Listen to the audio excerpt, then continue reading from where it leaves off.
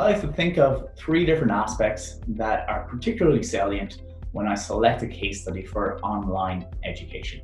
Try to remember the audience. Students are less forgiving if the case study is not topical or contemporary. I have found that online students have a higher expectation, potentially because of the online or technological platform that you're using.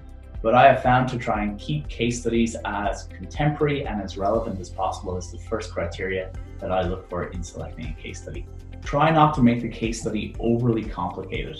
When it comes to case selection, cases that have 8 or 9 pastures and are overly detailed, I have found are not super effective for online education. So a relatively simple case study, or at least positioned in one topical area, is something that I have found that is particularly important.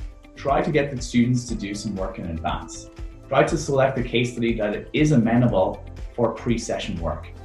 Get them potentially to fill out or to respond to a number of questions before they arrive in your virtual classroom. A case study in a virtual setting usually takes a little longer than an in-residence class.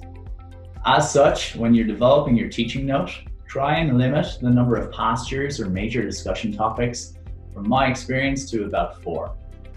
4 topics that you can cover in a relatively detailed manner over the course of 90 minutes to 2 hours.